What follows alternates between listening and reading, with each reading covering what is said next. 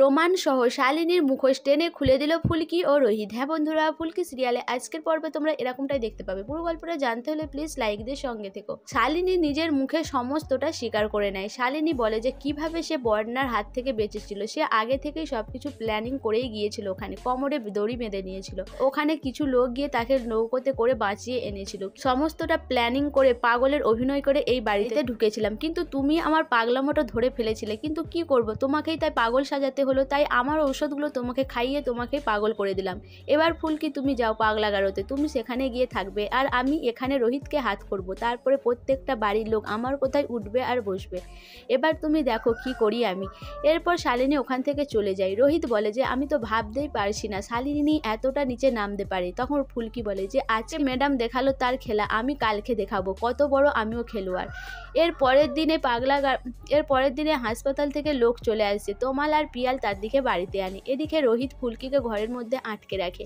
তারা এসে বলে যে ফুলকি কোথায়। তখন রোহিত বলে যে এই ঘরের মধ্যেই রয়েছে। তারা গিয়ে ফুলকিকে টেনে নিয়ে আসে, কিন্তু এদিকে রোহিতের মা, বৌদি, লাবু সবাই মিলে কান্নাকাটি করতে থাকে।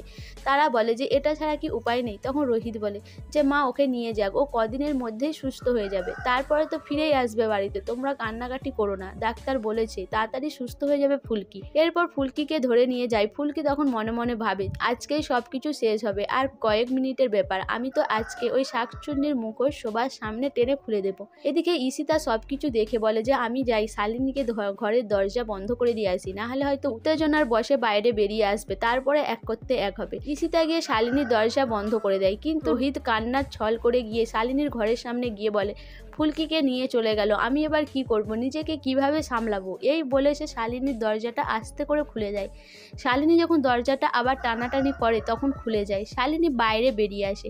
শালিনী বলে এই তো দরজা খুলে গেছে, আমি ফুলকির শেষ মুহূর্তটা দেখবো না, ও যাওয়ার সময় কি করছে এটা তো আমাকে নিজের চোখে দেখতেই হবে।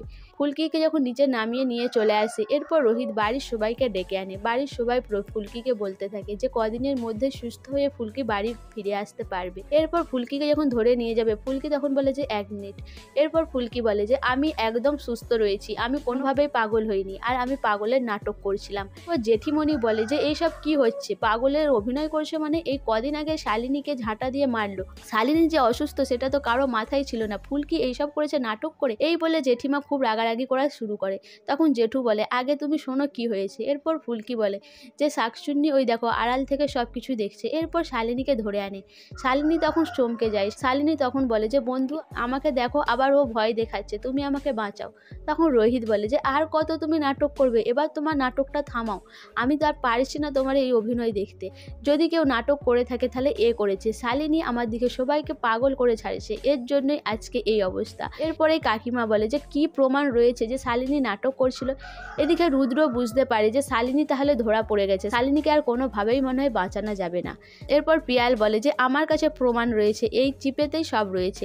এটা দেখে রুদ্র, শালিনী সবাই ভয় পেয়ে যায়। সব বন্ধুরা, শালিনী তো নিজের মুখে সবকিছু স্বীকার করে নিয়েছে, সেটা এবার ভিডিওতে দেখার পরে কি শালিনীকে বাড়ি থেকে তাড়িয়ে দেবে?